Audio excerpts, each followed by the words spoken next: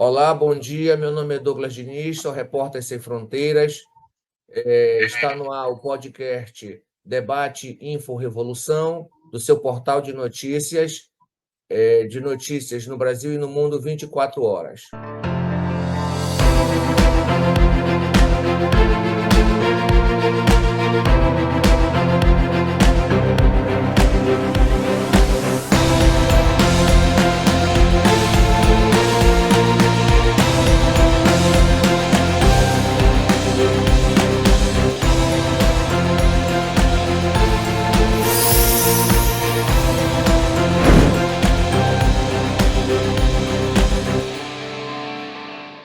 Ela é servidora pública municipal, professora da rede estadual e municipal de ensino, coordenadora do Sintep. Hoje nós conversamos com a companheira Silvia Letícia. Ele é servidor público municipal da FUNPAPA, dirigente do Sindicato dos Trabalhadores da Assistência Social, SINTSUAS. Hoje também participa da nossa conversa o companheiro Jaime Souza. Ela é trabalhadora da saúde no Serviço Público Municipal e Federal, dirigente da Associação do Pronto-Socorro do Guamá e também membro, como os outros dois companheiros anunciados, do Fórum de Entidades Municipais. Nós também conversamos hoje com Karina Lopes. Como prometido aos nossos seguidores, hoje nós fazemos uma conversa muito especial por ocasião do Dia do Servidor Público em nível nacional. Hoje a nossa conversa vai ser com uma representação do Fórum de Entidades. Sejam bem-vindos todos. Então, gente, a gente vai começar a nossa conversa. Sejam todos bem-vindas, todos bem-vindas. Lembrando aos nossos seguidores que esse programa é um programa gravado. O portal Info Revolução, ele é um portal independente. O nosso podcast Debate é um podcast independente. Para você colaborar e apoiar esse projeto independente, o nosso Pix está aí na tela. Apoie Info Revolução, 91981469500. E, sem muitas delongas, vamos iniciar o nosso debate. Gente, levando em consideração o arroxo salarial, as condições de trabalho e a falta de valorização profissional, hoje a gente comemora o Dia do Servidor Público, ou deveria comemorar o Dia do Servidor Público Municipal. A gente queria escutar de vocês qual é a análise que vocês fazem da situação do funcionalismo público nesse momento tão delicado da política, não só nacional, como também estadual e municipal. Vamos começar com a Karina, pode ser? Pode ser, obrigada, Douglas. Olá a todos que acompanham aqui o podcast. Um espaço importante para a gente fazer discussões importantes. Bem, a respeito do Dia do Servidor Público, eu penso que nós temos que comemorar sim. Nós temos que comemorar porque nós seguimos muito mobilizados em Belém e também no Estado e no país inteiro. Enquanto servidores públicos, nós também alcançamos um momento de muita maturidade em reconhecer que nós somos aqueles que cuidamos das vidas das pessoas, que cuidamos da educação das pessoas, que fazemos a assistência social das pessoas, que cuidamos das ruas, que cuidamos das fiscalizações, enfim, que nós temos uma responsabilidade e é uma responsabilidade dupla, enquanto servidores e servidoras. Além de exercer as nossas funções, nós também somos os principais fiscais, né, do Estado de direitos que a gente vive a partir da Constituição de 88. Então, eu entendo que nós devamos comemorar, tá, esse papel que nós temos e, para além disso, devemos comemorar pensando e agindo no sentido de fazer a defesa dos serviços públicos. Então, acho que é isso. Bom dia a todos. É muito bom estar falando com todos os servidores, população de Belém. No Dia do Servidor, nós temos algo assim, como a companheira Karina falou, é a comemorar pelo fato de sermos servidores e estarmos atendendo a população, mas também temos que pontuar a forma que o governo vem tratando os servidores, né? Em especial, até mesmo levando o Dia dos Servidores para o dia 27. como se fosse algo que não tivesse qualquer importância ou relevância para a sociedade. Então, esse governo se posiciona, tanto a nível estadual quanto a nível municipal, contra o funcionalismo público, fazendo verdadeiros desmontes, e eu acho que é um momento único para os servidores se unificarem nessas lutas, se fortalecer, estar comemorando, sim, o fato de sermos servidores públicos, estarmos a serviço da população, mas também dizer não a esse descaso que é o executivo e o legislativo fazem com relação àqueles que realmente mantêm o serviço público funcionando. Eu posso dizer isso a partir da vivência, né? Eu sou trabalhador aqui da Funpapa, nós praticamente estamos segurando o serviço público porque a administração pública não presta a atender a população que mais necessita. A exemplo, eu estava no abrigo, saí do abrigo de 24 horas de plantão, sozinho durante 24 horas no abrigo, porque não temos mais trabalhadores na assistência social. Então, em pleno Dia do Trabalhador, Dia do Servidor Público, você vem enxergando o governo, o executivo, deixando a população que mais necessita de lado. Então, é importante falarmos também com a população que não é servidora, mas que é atendida por quem faz o serviço público, que somos nós, sobre a realidade que nós vivenciamos, o desmonte e a defesa que nós fazemos pelo serviço público, porque o dinheiro do servidor retornando sem virar lucro para empresário, como está fazendo todas as esferas, né? Querendo entregar totalmente o serviço público à iniciativa privada, transformando o nosso recurso em lucro para os empresários. O que não pode ser, porque saúde, educação e assistência não são mercadoria. E nesse dia, seguimos aqui fortalecendo as lutas, comemorando como servidor, mas também lembrando quem são os nossos inimigos, tá? Então, passa a palavra. Ok, Jaime, muito obrigado. Silvia, tua análise sobre essa situação do funcionalismo público nesse dia do servidor público. Bom, neste dia 28 de outubro, que é, de fato, o dia do servidor e da servidora pública, em todo o país, nós podemos comemorar a importância do nosso trabalho. É isso que nós temos que comemorar. A dedicação que nós temos em atender o povo pobre, que é o povo que usa os serviços públicos de fato para o atendimento em saúde, em assistência social, em educação, em segurança pública. A nossa tarefa é de grande importância para a sociedade. Só que, de fato, nós não temos muito o que comemorar quando a gente vai, observa como estão desvalorizando o nosso trabalho, como o governo municipal, o governo estadual, o governo federal tentam desmontar as perspectivas do nosso trabalho. E tem uma questão importante, Karina, Jaime, Douglas.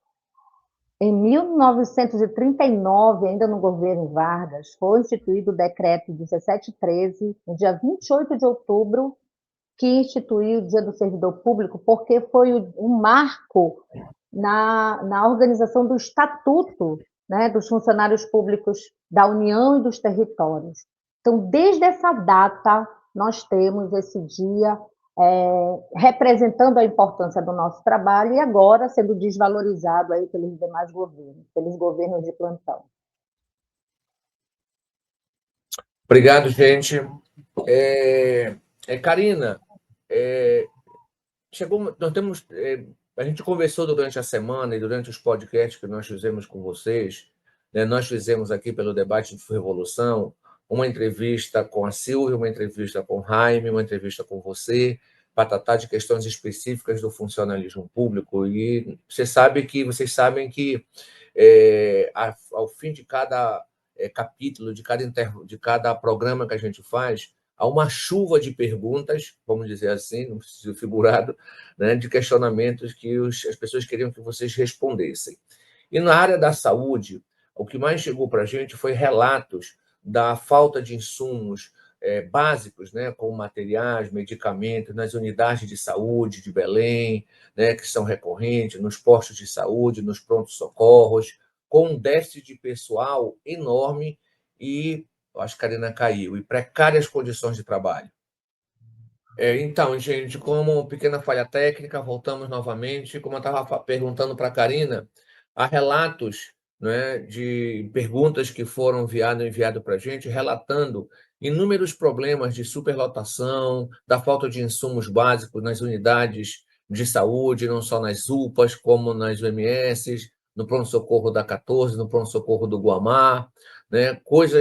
Problemas recorrentes na área da saúde. E um déficit de pessoal muito grande, né? Os servidores também reclamando das precárias condições de trabalho, né?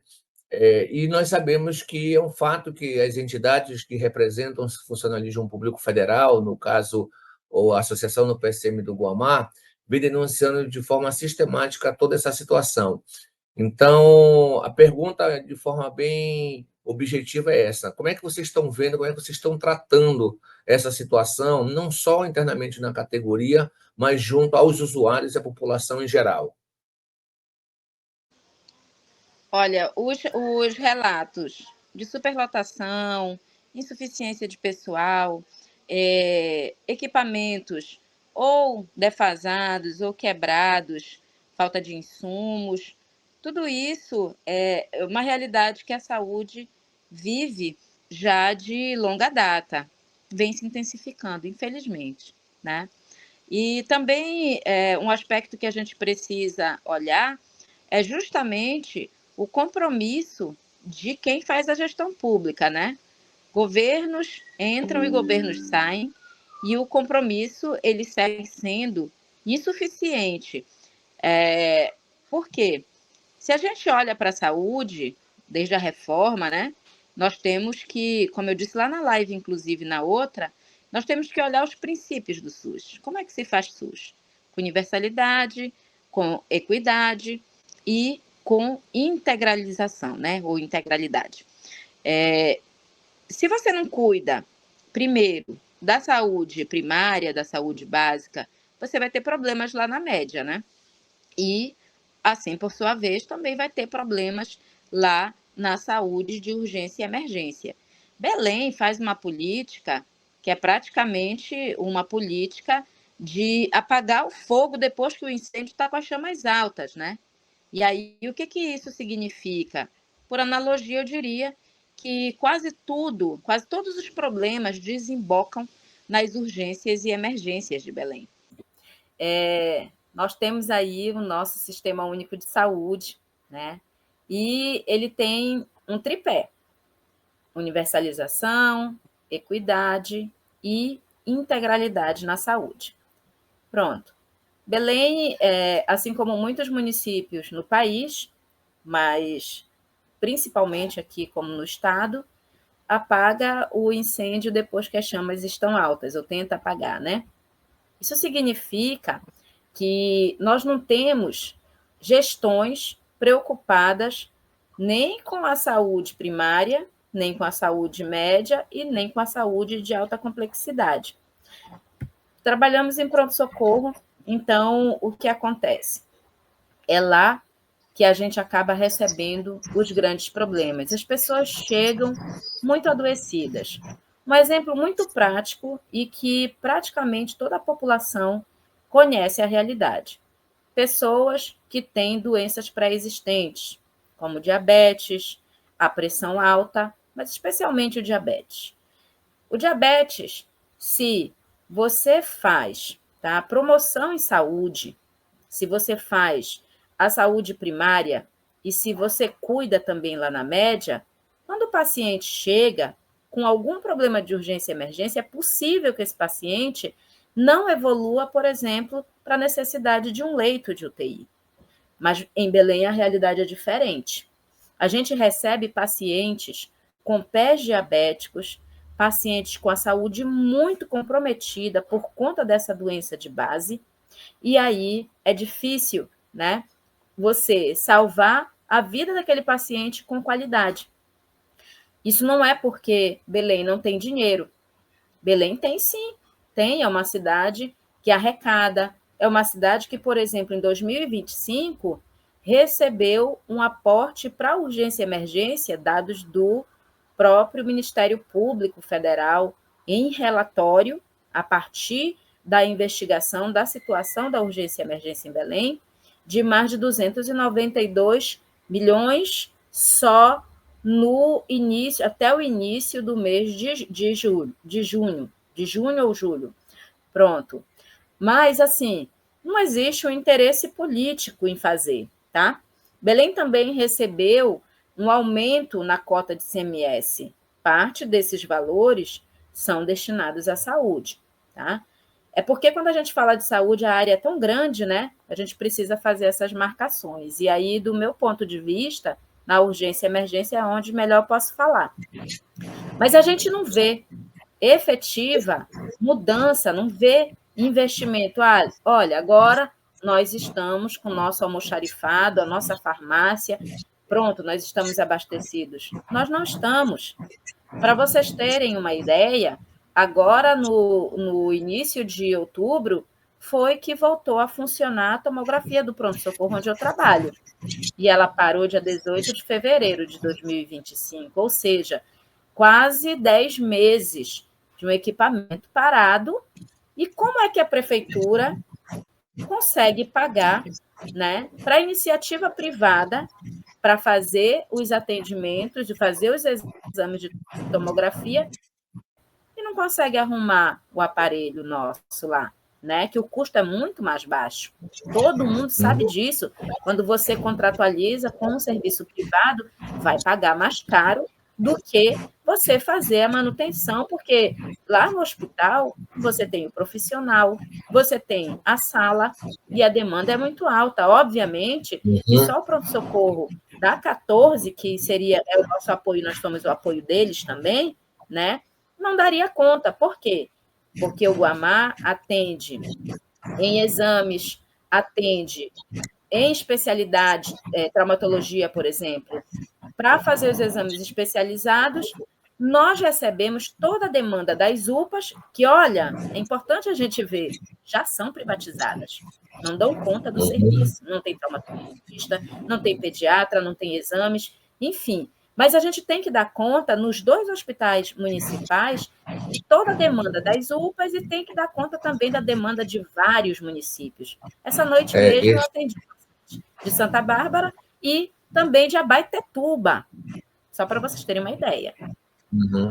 Essa questão da privatização nós vamos abordar daqui a pouco. Silvia, também nessa mesma lógica, né, da situação do funcionalismo público, né, das condições de trabalho, etc., a gente recebeu várias perguntas, várias sugestões, né, inclusive de pauta, porque a insatisfação da população é muito grande e a tendência que tem a partir da narrativa do governo, tentar, e da própria Câmara Municipal, de tentar colocar a culpa nos servidores públicos pela situação precária que tem o serviço público, né? Então, a gente sabe que também na educação nós temos problema de infraestrutura nas escolas, as creches municipais não são suficientes para as crianças, né? Ou seja, o impacto na vida real da população é enorme, né? É enorme por conta de que esse serviço não chega de forma na sua plenitude, vamos dizer assim, né, para a população, né, e para prestar esse serviço para os filhos da classe trabalhadora, que quem procuram o serviço público, né? E também há uma contradição de que, ao mesmo tempo que o governo precariza a situação no caso da educação, que é essa pergunta que chegou para a gente, há uma desvalorização dos servidores muito grande em relação à questão de não pagar o piso, não realinhar o salário mínimo, o salário base ao vencimento, ao mínimo nacional, e a questão dos planos de carreira. Qual é a tua análise sobre essa situação? Está desligado. Vamos lá. Obrigado. O que acontece com a educação no município de Belém, ela acontece com os demais serviços públicos aqui na cidade. É uma cidade de serviços, mas que não valoriza os serviços para a população, porque desvaloriza os servidores. Imagina, 60% dos servidores públicos de Belém ganham abaixo do valor do salário mínimo nacional no seu vencimento, R$ 1.044. Este é o vencimento de 60% dos servidores e das servidoras de Belém. Na educação, nós vivenciamos essa realidade com os trabalhadores não docentes.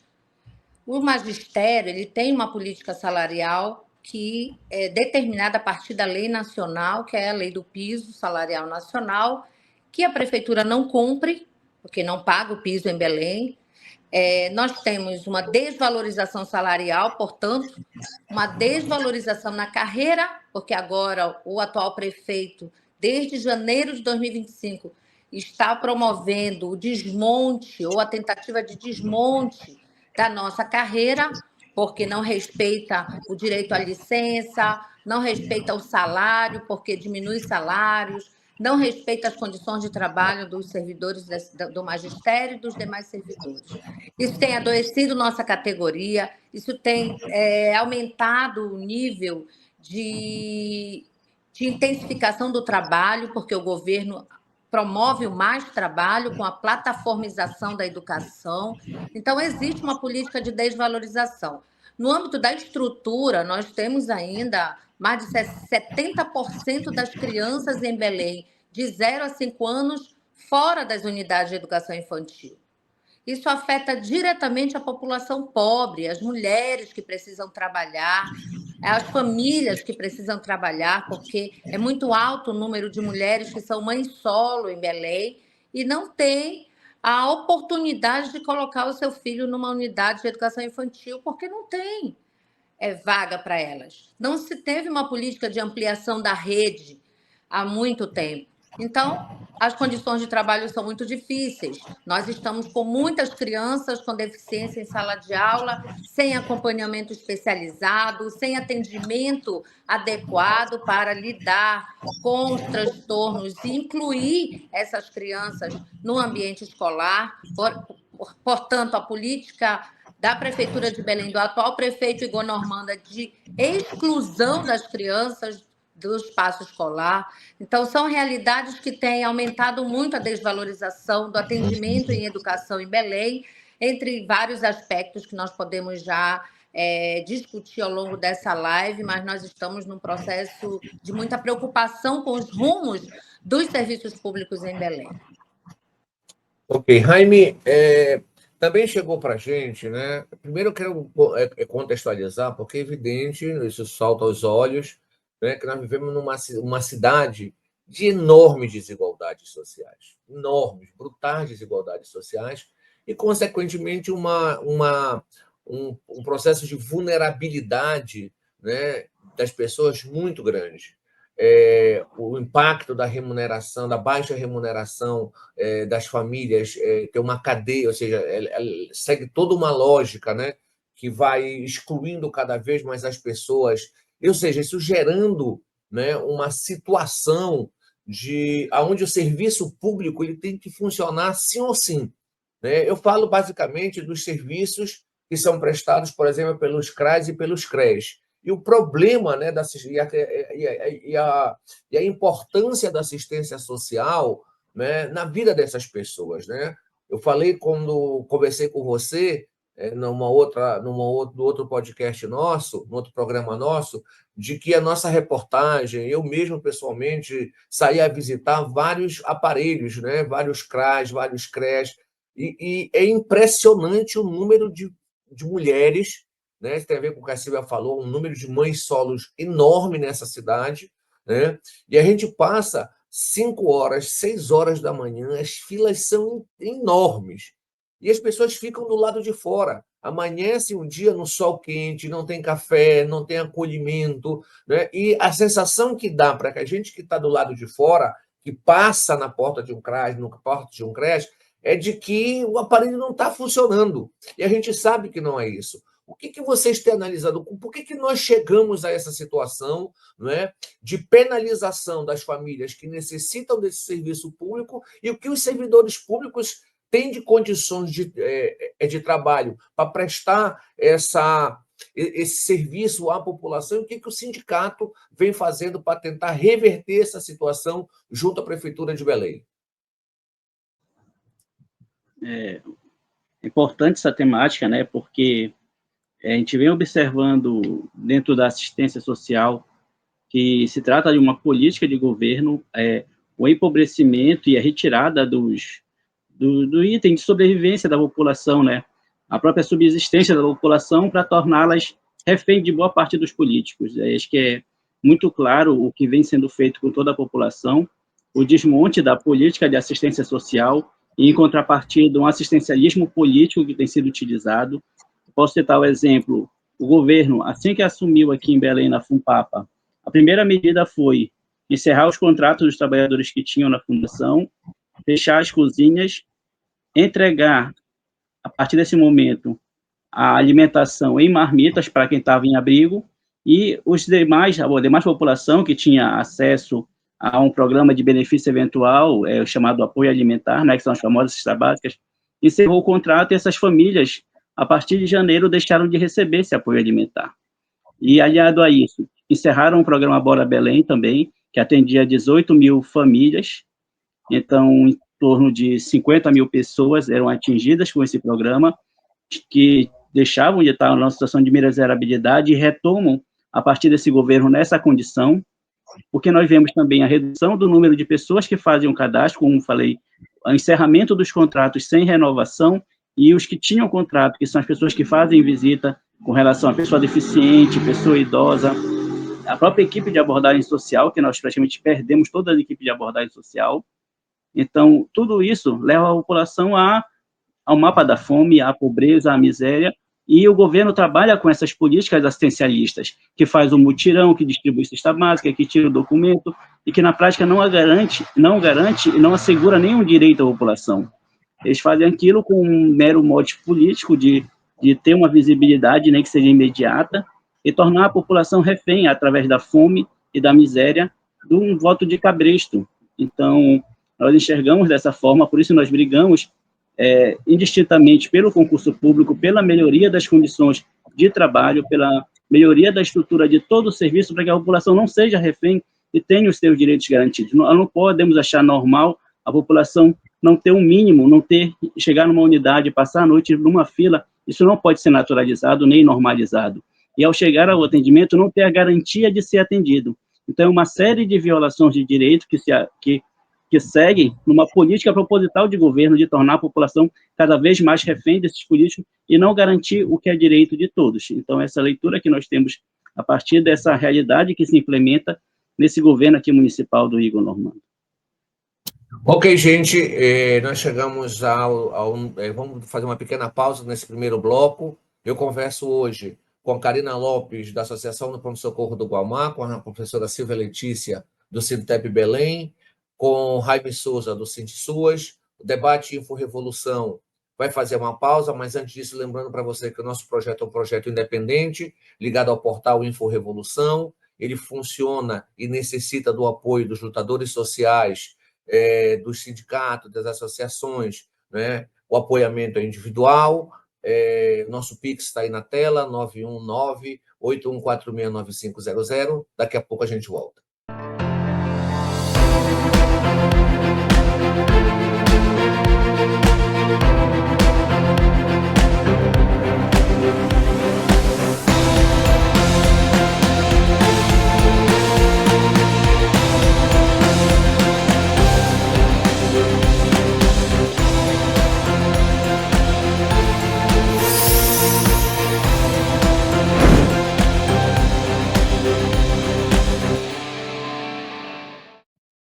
Estamos de volta com o debate Info-Revolução, pelo portal de notícias, pelo nosso portal de notícias, notícias 24 horas no Brasil e no mundo.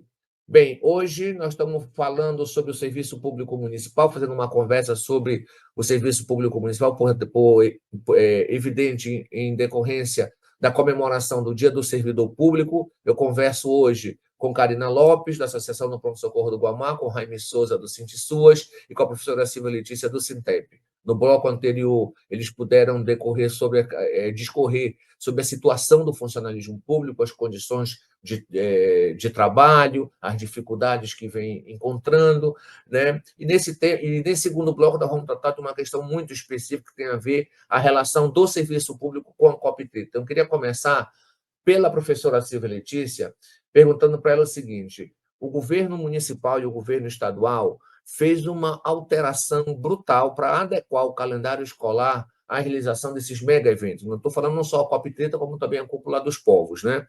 E isso modificou por completo não só a vida funcional dos trabalhadores da educação, que tiveram que antecipar suas férias, ou seja, mudar toda a sua vida, seu calendário, né, seu cronograma de descanso, etc., como também a vida das pessoas que dependem da escola pública, né? Onde as mães, né, a maioria solo, como você falou, vão deixar suas crianças no mês de novembro, visto que o calendário escolar foi antecipado, né?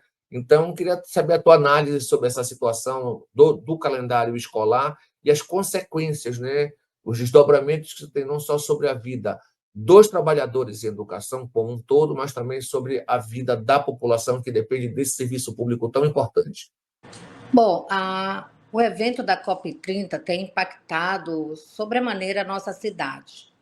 E óbvio que não é só o que a gente vê na cidade que está um caos, né? Andar na cidade não está legal ainda. Mas os serviços públicos são impactados. Imagine, todos os serviços públicos estão sendo impactados. E nas escolas, a situação assim é absurda. Nós trabalhamos 10 meses ininterruptamente. Por isso que nós temos as férias de 30 dias em julho. Mas as férias da educação, que são férias escolares, não são só dos professores e dos servidores, mas são também dos alunos, ela foi fragmentada. Nós tiramos 13 dias em julho e agora nós vamos tirar 18 dias em novembro. Eles deram férias para as escolas, tiraram direito às férias regulares para fazer uma reunião de 15 dias. Uma reunião, de fato, de 5 dias, onde 15 dias vai estar aí um processo geral da COP, as visitas, enfim. E isso é um absurdo para nós. Várias prefeituras garantiram as férias de 15 dias e, no período das reuniões da COP, vão fazer atendimento dos alunos de forma virtual, ou então garantir o atendimento dos alunos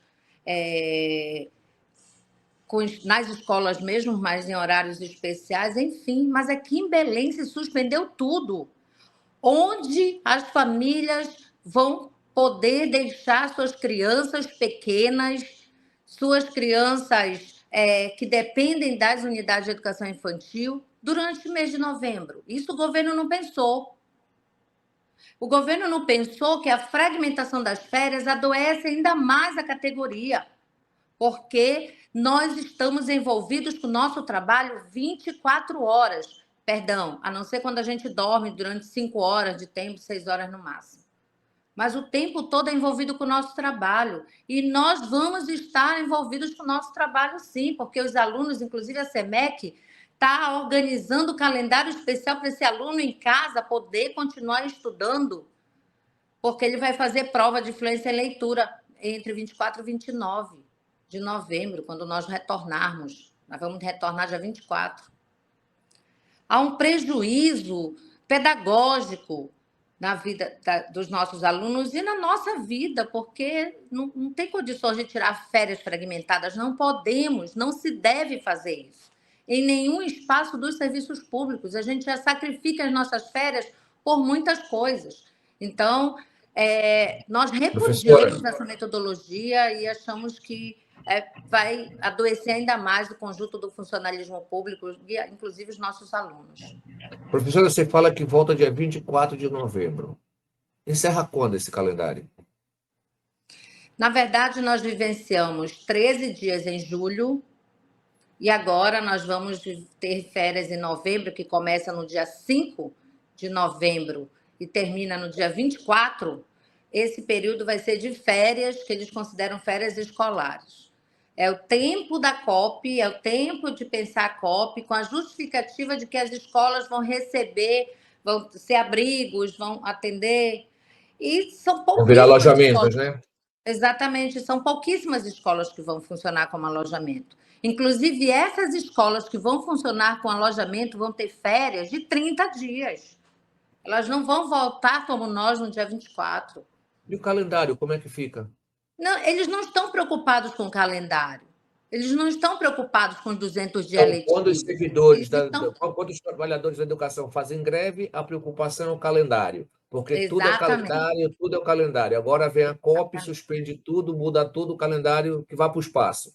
E para que eles possam resolver minimamente esses problemas, eles estão fazendo nós, da educação, trabalharmos aos sábados com a reposição de dias facultados. Por exemplo, eles facultaram, o governo resolveu facultar no carnaval lá, os dias imprensados. Nós já trabalhamos no sábado para repor. Eles facultaram outro dia lá, nós vamos trabalhar no dia 1º de novembro para repor, que é um sábado. Isso, dia 1º de novembro, porque eles querem facultar dias imprensados, enfim, eles estão querendo impor a escala 6x1 na educação para garantir isso, o tempo escolar da criança dessa forma fragmentada, ou seja, a SEMEC não está preocupada com a formação dos nossos alunos, com o processo pedagógico, desenvolvimento pedagógico, porque a gente vem de uma sequência, pessoal. A gente, quando volta em agosto, a gente vem de uma sequência para fechar o semestre. Eles quebraram essa sequência. Eles não estão preocupados com a formação dos alunos, mas eles estão preocupados em garantir a COP, a reunião dos grandes líderes. E dava para fazer de outra forma, mas a SEMEC não se preocupa com a valorização do nosso trabalho e nem com as consequências disso para a vida dos nossos alunos. É lamentável, o Sintep entrou com ação judicial, está entrou com medidas no Ministério Público, entrou com mandado de segurança para suspender agora o início das férias dia 5, porque é um absurdo nós iniciarmos as férias às vésperas de um feriado. Eles decretaram feriado no dia 6 e 7. Olha isso. 6 e 7 agora, eles decretaram feriado de novembro. E eles querem que a gente comece as férias no dia 5.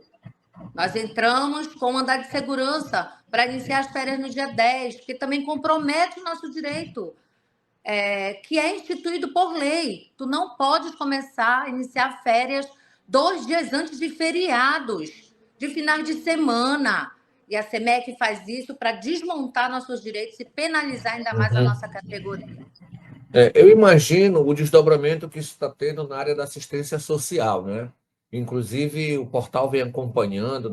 Eu falei para o Jaime na conversa que a gente teve, que foi muito, muito, muito, muito importante sobre a situação da assistência social, porque isso está obrigando, inclusive, o Ministério Público Federal, o Ministério Público Estadual, a Defensoria Pública, a fazer uma série de ações, de recomendações, inclusive de TACs, né, com a Prefeitura de Belém sobre assistência social, porque basta pegar um ônibus em Belém, ou você fazer para dar um rolê no seu carro, né, ou no caminho que você vai para o seu local de trabalho, porque a população em situação de rua cresceu de uma forma absurda. Eu não sei se cresceu de forma absurda ou ela era um pouco mascarada pela política da prefeitura. O fato é que, à medida que vai se aproximando a COP, não é? Inclusive a prefeitura usando medidas repressivas, como aconteceu na Cidade Velha recentemente, não é?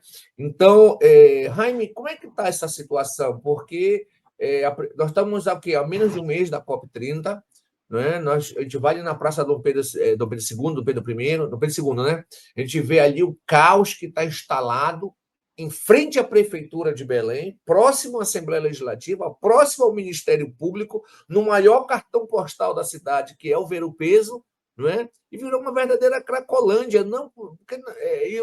Qual a política que a Prefeitura tem? Ou seja, não tem uma política de abrigo, não tem uma fechou o restaurante popular. Não é? Então, como é que a Prefeitura está tentando resolver isso? Como é que vocês estão enfrentando este verdadeiro processo de higienização social que a Prefeitura está fazendo no intuito de esconder a pobreza que existe em Belém? Nós estamos fazendo a questão da nossa campanha, né, campanha de denúncia em defesa da assistência social, porque o que ocorre antes nós tínhamos trabalhadores para executar o trabalho junto a essa população. Nós tínhamos equipes de educadores sociais, de abordagem social que fazia esse trabalho com a população de rua, tentando ao máximo fazer a inclusão de novos projetos, né? Só que, infelizmente, as pessoas foram saindo e os espaços de 24 horas se tornaram prioridade. Então, os educadores que antes atuavam na rua, hoje estamos atuando nos abrigos. Então, para te ter ideia, do ver-o-peso até o entroncamento, tem somente um educador social para falar com toda a população de rua. E do entroncamento ao outeiro, são 2 educadores. Essa é a equipe que se tem na FUNPAPA hoje, para trabalhar a questão da abordagem social. E o que está acontecendo é um processo de higienização mesmo. Nós vimos a polícia de forma repressiva, os educadores jamais atuam junto com a polícia, porque nós sabemos que são 2 formas diferentes de tratar a mesma população, mas o que acontece? A prefeitura vai com seus assessores, em sua maioria são chefes ou coordenações, que põem um colete, que pouco às vezes até sabem do que é o serviço de abordagem social, ou do que se trata de fazer a abordagem social com essa população de rua, e participam dessas ações. Não são os servidores efetivos, os educadores que atuam nessas ações, em grande parte feita junto à guarda, à polícia, à dita ordem pública. O que nós discordamos, nós acordamos que tem que ter, sim, políticas públicas para a população de rua, a questão dos albergues, a questão dos abrigos. A FUNPAPA, ela tinha pactuado 90 vagas em abrigo para a população de rua. Dessas 90, com os prédios decadentes e com a redução do quadro, se reduziu a 40. E dos 40, tem um pacto também com relação aos migrantes e refugiados que entram também.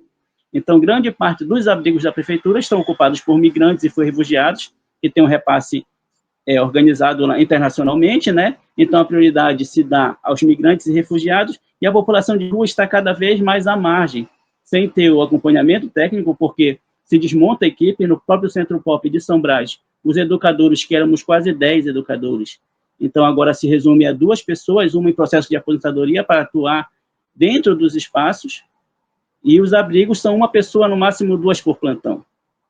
Então, se perde muito com relação à política de assistência no atendimento a essa população, e, como eu digo, é uma política de governo, a perpetuação da pobreza, e esse andamento de processo de higienização e de limpeza social, tirando dos espaços. Um exemplo claro é o mercado de São Brás. O mercado de São Brás tirou até os trabalhadores ao acesso à população, ao acesso de quem fazia cultura naquele espaço.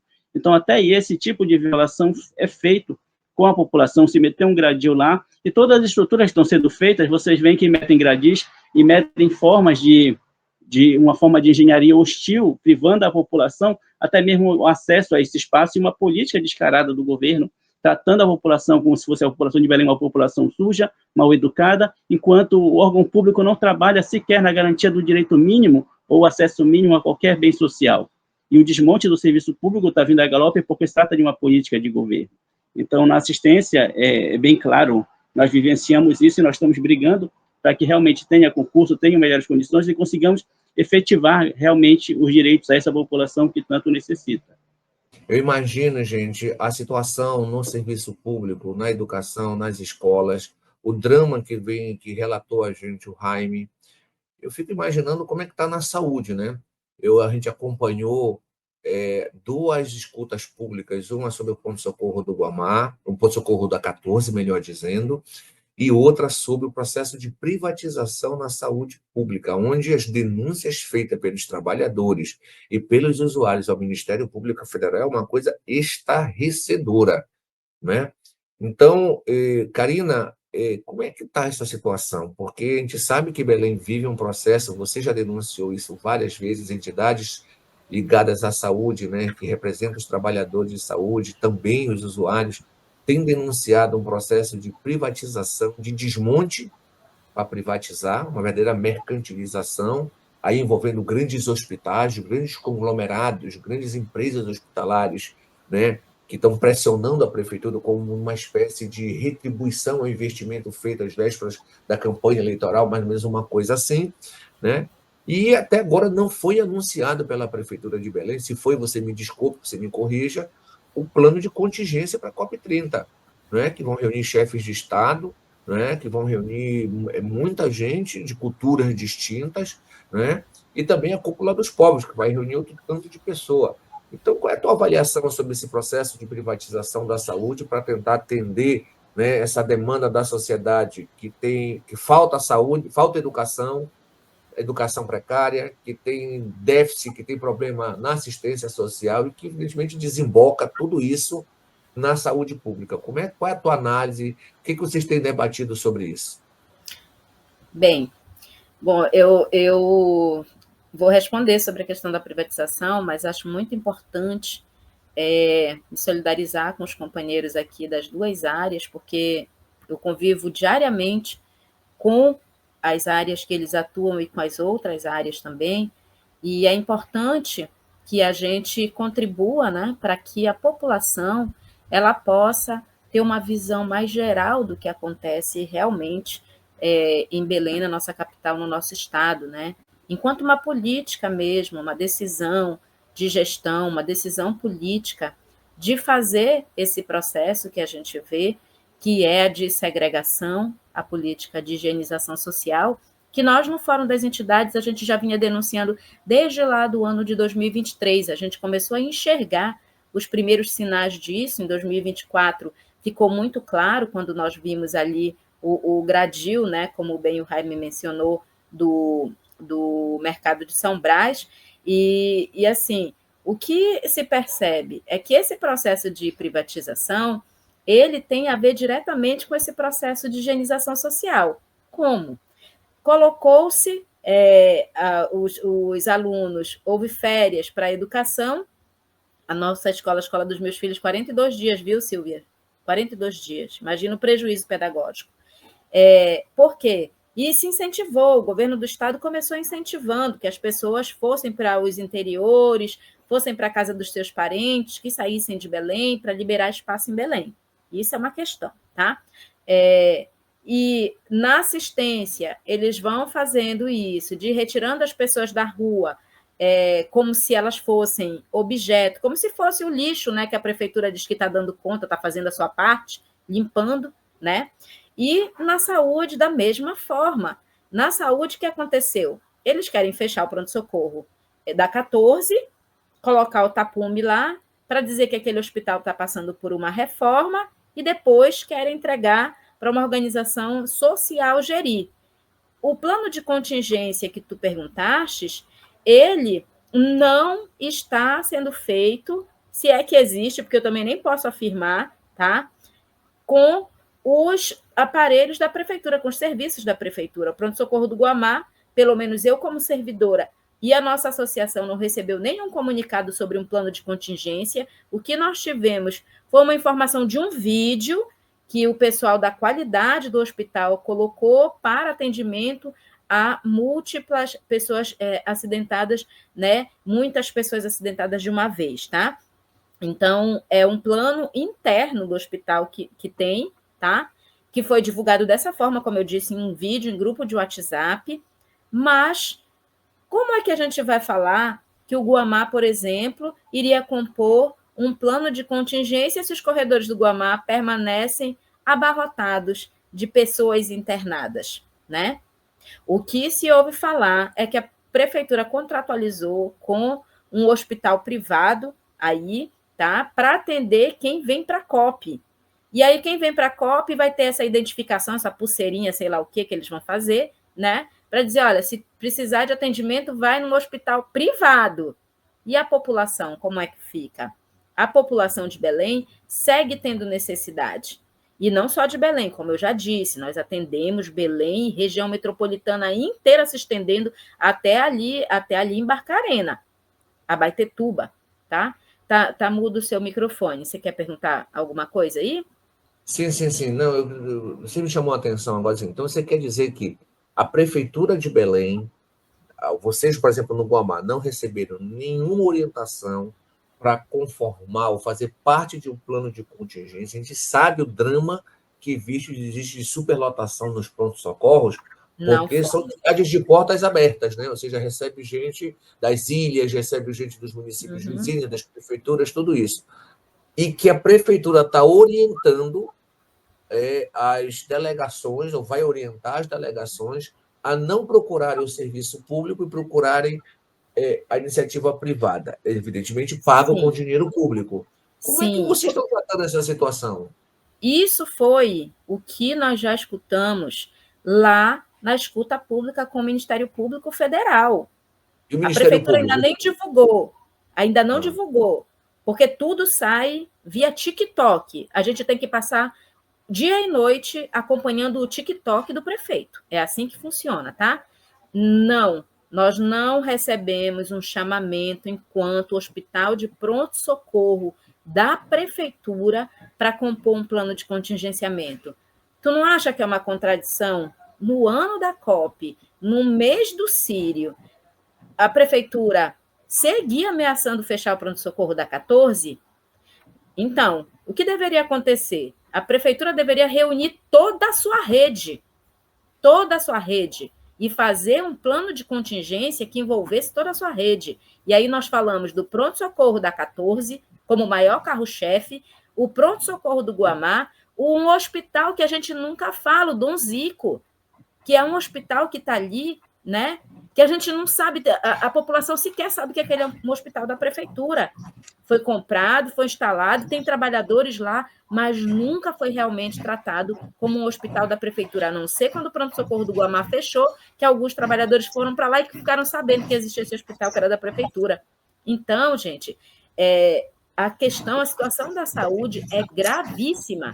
E se acontecer alguma situação ali durante o momento do evento, da COP30, da cúpula, o que vai acontecer? Na minha opinião, tá?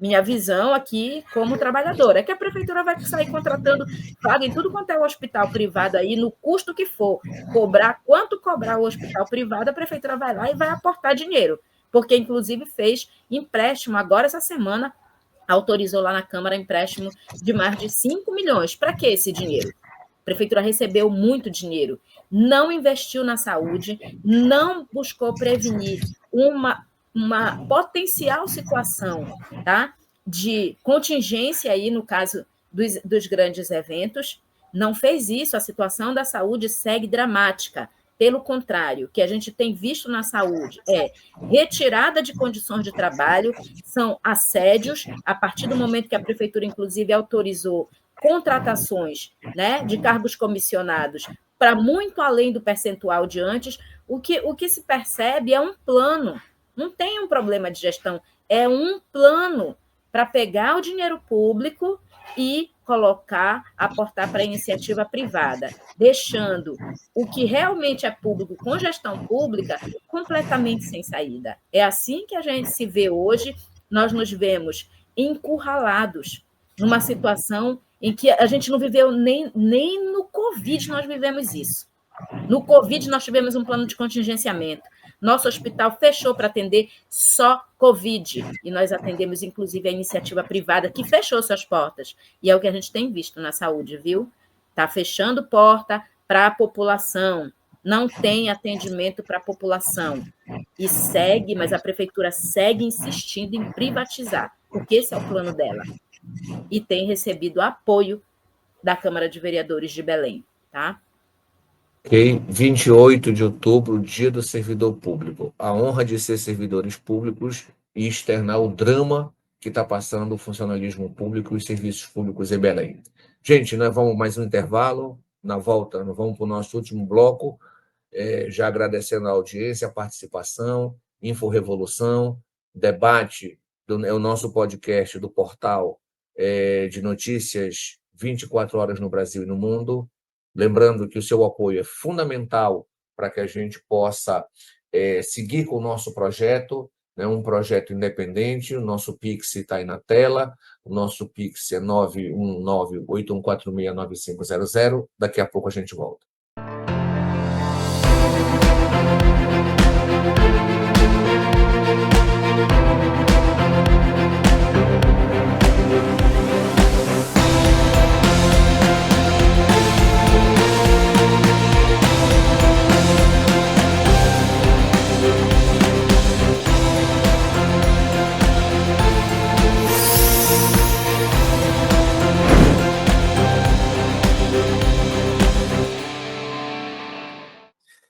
Estamos de volta no nosso último bloco, Debate Inforevolução, podcast de nosso portal de notícias no Brasil e no mundo 24 horas. Lembrando que esse projeto necessita do seu apoio para ele continuar existindo. Nosso Pix está aí na tela, 91981469500.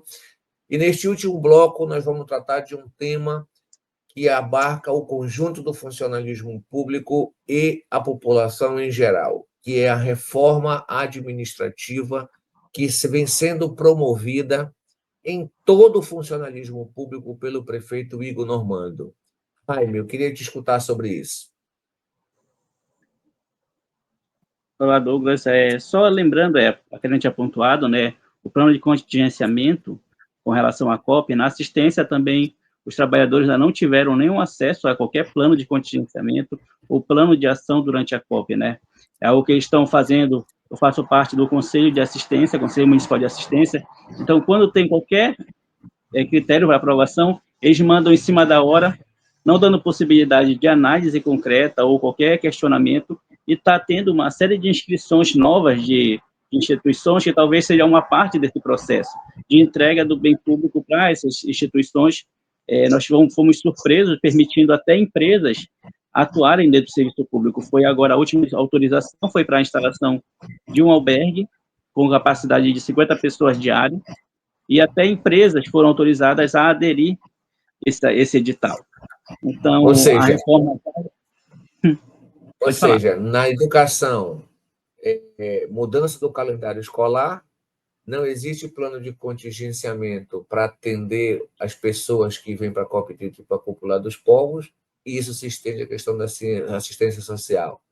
Está do jeito que o diabo gosta da situação, né? Mas vamos lá, Jaime, desculpa te interromper.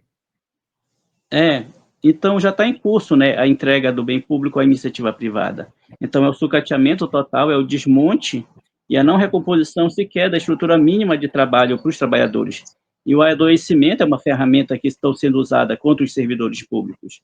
Então, essa reforma administrativa que vem agora, sendo proposta em âmbito federal, em Belém já vem ocorrendo de forma bem objetiva, e o que eles vão fazer em âmbito federal, eles querem a formalização, né? A retirada da estabilidade do servidor, que tem, como nós aqui do sindicato, trabalhadores, a possibilidade de questionar e fiscalizar e cobrar, porque senão nós estaríamos prevaricando. Na iniciativa privada, nós vemos o que aconteceu com os médicos agora das UPAs. A empresa recebeu da prefeitura e não pagou os médicos. E a prefeitura lava suas mãos, porque os empresários são seus amigos. E dizem que está tudo bem, e o trabalhador é a pessoa que, ao final, sai mais prejudicada de todo esse processo. Então, na assistência não é diferente. Então, muitos serviços estão deixando de funcionar. Os CRAs são o principal exemplo disso, onde reduziram-se até o número de pessoas que faziam visitas. Eram 150 funcionários que faziam esse trabalho de cadastro do Bolsa Família e BPC, e agora, com o PSS novo, reduziu para 80, pagando somente o salário mínimo. Tiraram da FUNPAPA esses trabalhadores do quadro, jogaram para a CEGEP para pagar somente o salário mínimo, tirando da carreira da FUNPAPA, que tinha as gratificações, os adicionais. Então, a precarização até nos PSS que estão ocorrendo, tornando realmente a população vítima de um salário indigno e comprometendo até mesmo o atendimento da população que mais necessita. Nós vemos filas aí com 1.000 pessoas aguardando uma visita, não tendo carro, não tendo trabalhador. Então, é isso que a reforma administrativa vai fazer. Vai tirar o bem público, pegar o recurso público e transformar lucro para empresário e precarizar a relação de trabalho, reduzindo ainda mais a remuneração dos trabalhadores. Nós da FUNPAPA, né, diferente dos servidores do município, nós temos um plano de carreira, mas o nosso plano de carreira também é diferente porque ele inicia em 1.007. Nós não recebemos os 30 e poucos reais que o Edmilson deu no último ano. Nós ficamos com 1.007 ainda. A carreira inicial da FUNPAPA, quem entra com nível alimentar 1, é 1.007. Aí demais vão se recompondo. Então, é uma diferença bem gritante assim, para as demais categorias. E na saúde, Karina, como é que está isso, essa reforma administrativa? Qual é a tua visão e a visão da associação? Olha só, a reforma administrativa é o grande X da questão, tá? É a base de tudo. Basta a gente olhar para o programa de governo apresentado pelo prefeito Igor Normando. Lá ele diz claramente que vai modernizar, que vai reduzir quadro de pessoal, que vai digitalizar um governo praticamente digital, né? Talvez por isso ele só apareça nas redes sociais, né? Ou nas domingueiras, as domingueiras que é onde eles colocam serviços de assistencialismo, né? Muito claramente. Mas qual que é o objetivo real da reforma administrativa? A reforma administrativa deveria ocorrer, sabe, Douglas, na minha opinião, mas era para reformar a questão de quem ganha muito, era para a gente saber o que é que se faz com aquele orçamento lá da Câmara dos Vereadores, que é bem alto, né? A gente sabe que vereador, prefeito, secretários, esses tiveram um aumento salarial que foi mais de 50%, tá? É muito dinheiro que eles recebem, mais de 30, 32 mil, tem uns ganhando ali 40 mil, né? A gente sabe. Mas os trabalhadores de base, gente aqui, ó, de vida real, que não é Marajá, como a gente ouvia lá na década de 80, 90, um que foi empichado, né?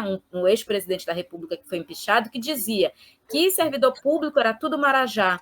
Grande mentira, porque nós, servidores públicos da vida real, nós que estamos no dia a dia do atendimento da população, nós existimos, somos população e utilizamos serviços públicos. Eu utilizo a educação pública, viu, professora Silvia Letícia? Meus filhos fazem parte desse quadro de estudantes da rede pública. Eu estou entre os 78% da população que usa a educação pública, entre os 69% que utiliza a saúde pública também, a minha família, tá? Então, essa reforma administrativa na saúde, ela é simples de compreender. Deixa sucatear. Acabou o algodão, acabou a gase, não tem tomografia funcionando, deixa o máximo de tempo possível sem isso, que é para a população ver que o SUS ele não presta, gerido pela administração pública. A culpa é daquela servidora e daquele servidor que vai ser muito mal avaliado e por isso tem que sair do serviço, porque não está atendendo bem. Tá? Quebra a estabilidade dele, se ele não tem produtividade. Mas como é que eu vou ter produtividade se meu equipamento não funciona? Como é que o pessoal da enfermagem vai ser avaliado em produção e em produtividade se eles não têm dipirona para aplicar, se não tem esparadrapo, se não tem gase? Como é que o médico, a médica vai ser avaliada a partir da sua produção se ela tem que atender 100, 200 pacientes sozinho num plantão? Então, a Prefeitura de Belém, ela age de forma vil, de forma maldosa, de forma que coloque o serviço público, o servidor como vilão. É o servidor que não presta. Não é ele, o prefeito, que é o patrão nosso, tá? Ele que é o nosso patrão, que coloca, sabe, dinheiro na saúde, que coloca dinheiro na assistência e na educação. Nós ouvimos isso, sabe aonde? Lá na Câmara dos Vereadores. Fomos acusados por vereadores de sermos preguiçosos, de sermos incompetentes e que, por isso, o serviço público tinha que ir para as OS. É por isso que eles querem privatizar o pronto-socorro da 14. Eles estão dizendo que o pronto-socorro da 14 só tem trabalhador que não trabalha, aquelas pessoas que dedicaram a vida inteira para aquele hospital, tá? Então, a realidade é essa. Em âmbito municipal, nós já vemos o que está acontecendo. Em âmbito estadual, todo servidor é testemunha. E em âmbito federal, todos os servidores que não fazem parte de carreira de Estado são testemunhas vivas do que vem acontecendo com o serviço público. E agora chega a PEC 38, né? Mas nós estamos mobilizados, viu, pessoal? É luta, é muita luta. Eu quero aproveitar para fechar, para convidar servidor e servidora pública do município de Belém, do estado do Pará e deste país a participar da grande marcha que nós vamos fazer em Brasília agora, dia 29, para dizer para os parlamentares e para todos os executivos, federal, municipal, estadual, de todos os estados e todos os municípios da federação, que nós, enquanto servidores públicos, nós sabemos o nosso lugar de denúncia, nosso lugar de fiscalização e o nosso lugar de luta em proteção aos serviços públicos, porque esse é um Estado democrático de direito conferido pela nossa Constituição e nós não vamos sair derrotados. Derrotamos a PEC 32 e agora nós vamos derrotar a famigerada PEC 38 de 2025, tá bom? Okay. É isso. Silvia, e a reforma administrativa na educação? Qual é a tua visão do Sintep?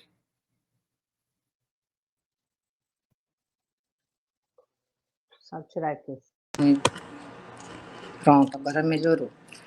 A reforma administrativa caiu como uma bomba na educação, uma bomba de efeito imediato.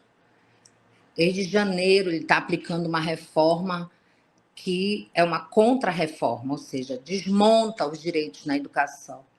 Primeiro, ele chegou com a ajuda da Câmara dos Vereadores, extinguindo a Fundação Escola Bosque, que era um centro de referência em educação ambiental na nossa cidade. O único que trabalhava diretamente com a educação ambiental e com a formação de alunos em técnicos e meio ambiente. E ele extinguiu o caráter de fundação, né? Ou seja, ele não quer promover os projetos que a Escola Bosque desenvolve. Ele alterou, inclusive, o caráter de Escola Bosque. Agora é a Escola Municipal Eidolfre.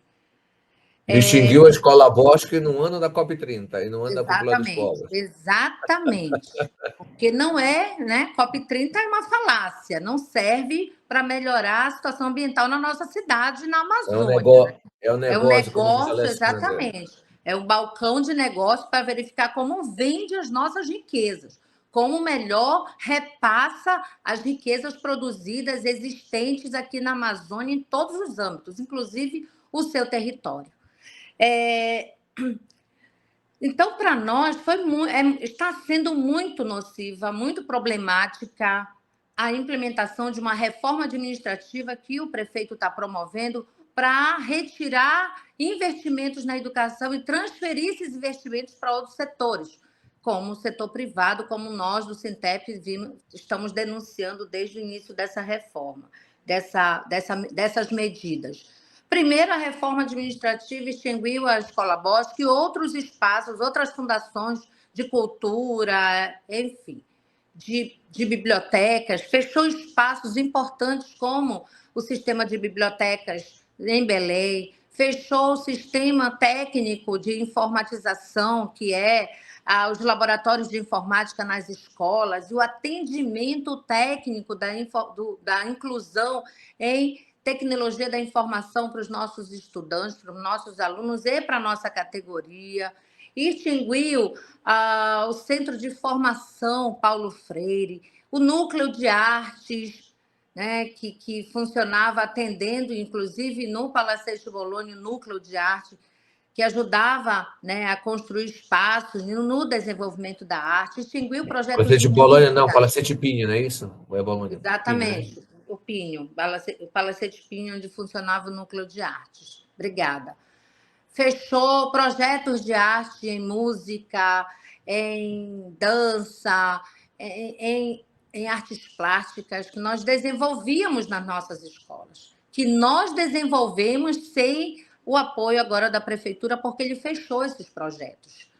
A prefeitura conseguiu, com a reforma administrativa, alterar o direito de carreira dos servidores. Por quê? Porque impede as licenças.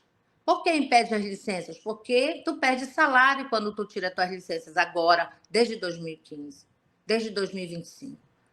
Tu não pode sair para estudar, para aprimorar tua formação em mestrado, em doutorado, que tu é punido. Tu és punido perdendo tua carga horária. Porque tu sai com uma carga horária cheia de 200 horas e tu fica estudando apenas com o valor de 100 horas, porque ele corta salário. E aí tu impede, porque nós não temos como sobreviver e bancar um curso de especialização em mestrado e doutorado com um salário diminuído, porque nós não temos bolsa de estudos no Belém para fazer mestrado e doutorado. Não existe uma política de incentivo para isso. Tu tem uma diminuição salarial, tu tem uma punição para fazer aquilo que é uma necessidade do professor, da professora, a sua formação continuada e científica. Ele inibe. Como faz a ultradireita que combate a formação científica. Esse prefeito faz isso. E tudo para economizar dinheiro do Fundeb. E veja, a perspectiva de investimento do Fundeb em 2005 é de mais de 320 bilhões de reais. A complementação da União é mais de 56 bilhões, porque o grosso do Fundeb, o mais de 220 bilhões, são dos cofres do Estado e da Prefeitura.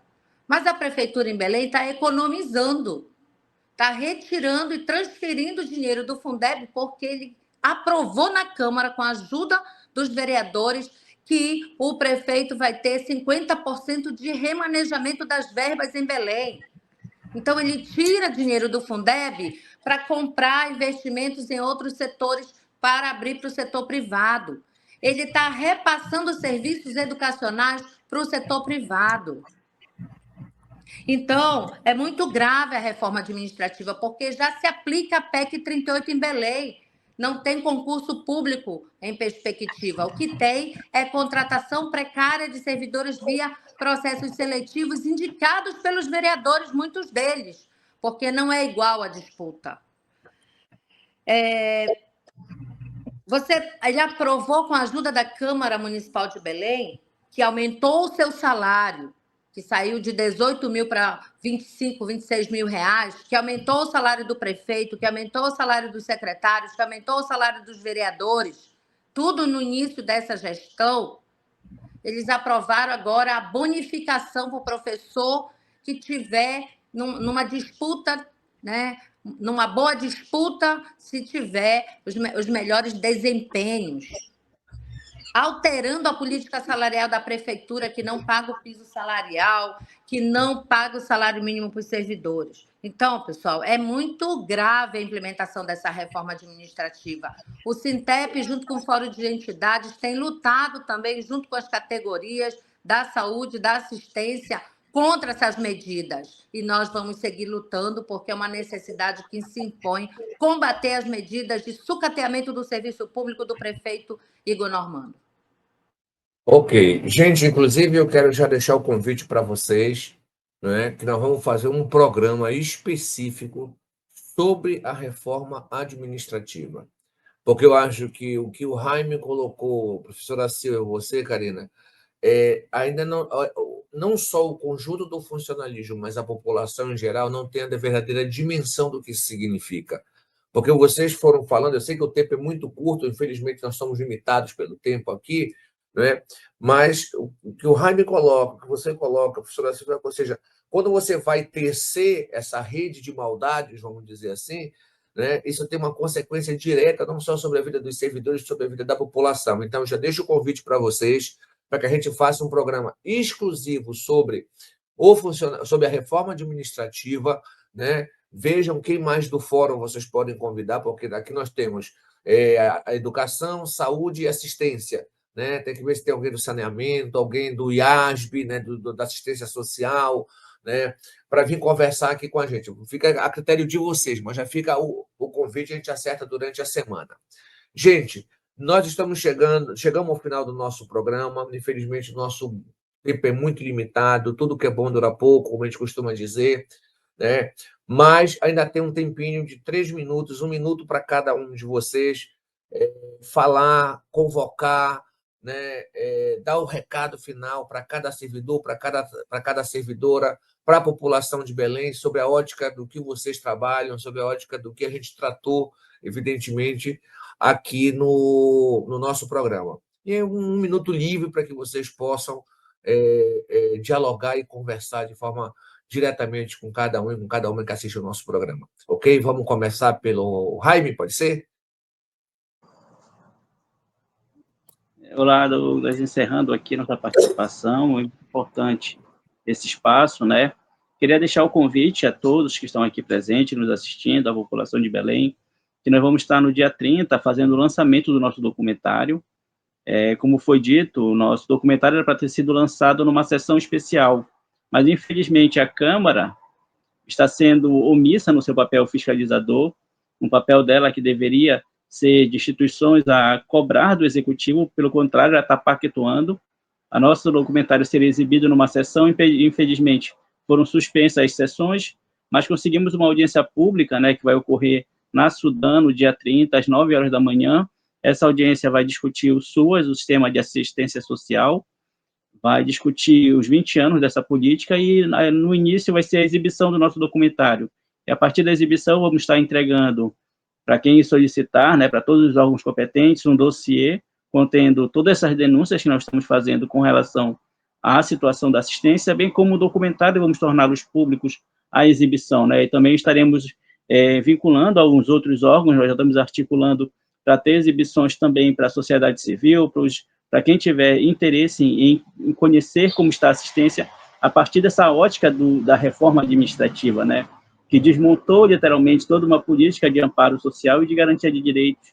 E fica aqui o nosso convite, e foi muito importante ter esse espaço, e vamos seguindo aqui na luta, pessoal.